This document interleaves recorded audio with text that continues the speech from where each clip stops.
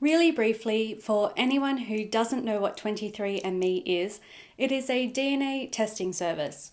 It is one of many companies offering this service at the moment, and you can get ancestry information as well as health and wellbeing information, carrier status, and traits.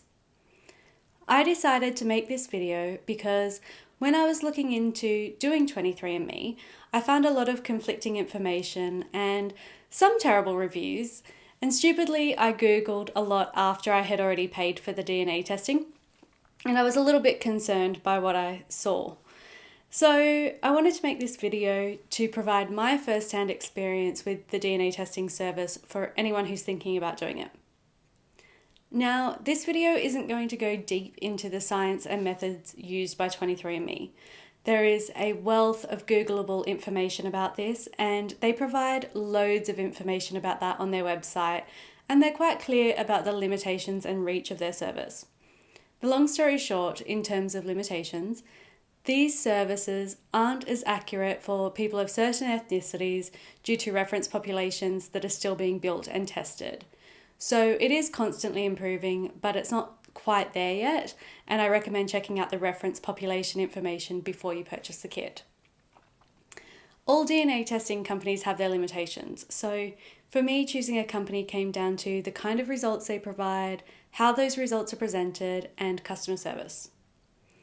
Other things I'll go into that you may want to consider include the company's privacy policy, the cost, how you feel emotionally about some of the information you may be receiving, and the possibility of finding things out about your family and where you or other family members came from. This video is going to address the process and how I feel about the service having done it. Also, if you're looking for absolute confirmation of whether you're going to develop Parkinson's disease, for instance, you're not going to get that.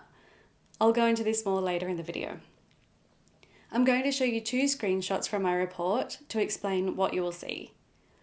I'm going to show you a report for variants not detected, and I'm also going to show you what the report looks like when you do have genetic variants tested. It isn't a cheap service. DNA testing that includes health information as well as ancestry is around $200. So it's the kind of thing you want to be pretty certain about that it's worthwhile pursuing. With 23andMe, you get 5 reports, and within those reports, there is a lot of information, hours and hours and hours of reading. The reports are ancestry, carrier, genetic health risks, traits, and wellness. Ancestry tells you where your ancestors are from. You'll get a breakdown of the percentages, and you can see how many generations ago was your most recent ancestor for each population. Carrier status tells you whether you have specific genetic variants that may not affect your health but could affect the health of your children. Genetic health risks tells you whether you have specific genetic variants that can influence your risk for certain health conditions. Traits allows you to explore the genetics behind your appearance and your senses. And wellness lets you find out how your DNA may affect your body's response to diet, exercise, and sleep, that kind of thing. So, the process. First of all, I was thoroughly impressed by 23andMe customer service. The testing kit arrived quickly and tracking was always kept up to date. I had a reason to contact 23andMe regarding shipping, and they responded within 3 hours. The sample collection itself is super simple and basically just involves spitting into a little tube with a funnel attached to it.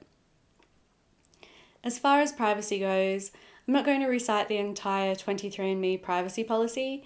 What I will say is that I am comfortable with how my information is being used and stored. They don't sell your information to insurance companies, and you can opt in to participate in research if you want, but you certainly don't have to. Here's the disclaimer. I am a person who will participate in anything related to research. I absolutely love it. So this is exactly the kind of thing I would sign up for, but there are definitely legitimate privacy concerns, and I highly recommend checking the privacy policy and deciding for yourself how comfortable you are. I feel like I gave all my privacy away when I signed up to Facebook, YouTube, and Instagram and everything else. And I'm an absolute cynic when it comes to privacy policies and how my data is being used. So I kind of just do what I want, knowing the risk I'm taking. Probably not awesome advice, but I did say this was about my experience. So yeah. Anyway, moving on to the results. As I mentioned earlier, you get a lot of information. For me, I was most interested in the health reports. So this is an example of what you will see when you do not have the genetic variant tested. The example from my report I'm showing you is Parkinson's disease. I do not have the variants tested for Parkinson's disease. Of course, that is not a guarantee that I will never get Parkinson's disease because it isn't just genetic, that is just one contributing factor. There was something that I was gene positive for, and that is celiac disease. I have both of the genetic variants tested for celiac. Now, this was interesting for me to find out because it prompted me to do further research into this. First of all, having both genes for celiac disease is not a diagnosis of celiac disease. You can have the genes and not have celiac disease. You may already have it and not know it yet, you may get it in the future, or you may never get it. Getting this information was particularly interesting for me because it has been suggested on more than one occasion that I be tested for celiac disease.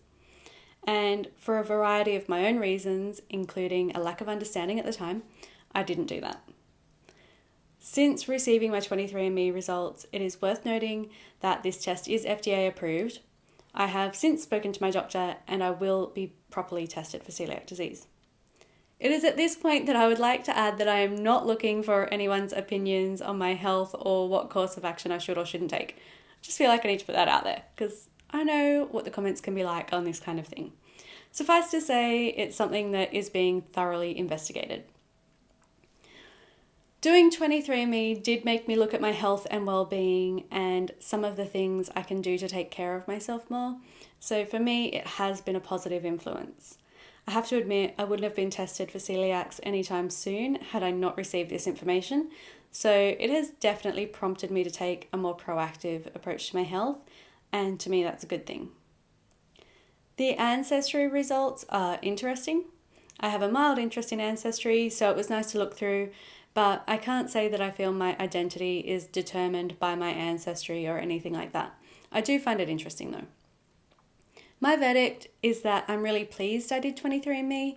I found the information and what I have done with that information to be very useful, and it has had a positive influence on me. If you're considering doing it, I would recommend 5 things. Number 1, carefully read the reference population information and make sure you understand and are comfortable with the limitations of the service.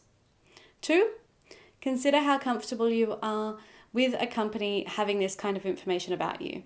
You are handing over a lot of personal information. You need to make a decision as to whether this is something you're comfortable with in terms of your privacy. Number 3, be prepared to find out some crazy information like family members you didn't know about or who your real daddy is. Just saying. I know this sounds like an episode of Jerry Springer, but I don't know that many people, and yet I know 3 different families who have had epic shocks finding out about family members that they didn't know existed. So it's a thing. Number 4, understand that you are not getting confirmation of any illnesses or diseases or potential diseases, but you may get information that will make you want to book an appointment with your GP. And number 5, remember that knowledge is power. Having this kind of information about yourself is a good thing. It's not something to be afraid of, and if you do get information such as being gene positive for a disease, you have been given an opportunity to be proactive. That is all for today. If you have questions about my experience, pop them in the comments below and I'll do a Q&A. If you would like me to make a follow-up video once I've been tested for celiac disease, then let me know and I might do that. The question of the day is super easy. Have you or would you consider DNA testing? Pop your answer in the comments and we'll chat. Stay fabulous. Enjoy the holiday season. I'm heading to Egypt, so if you want to hang out while I'm away, the best place to do that is on Instagram, where I am Sydney Ali. and I'll leave a link below. And make sure you say hi. See you in the next video.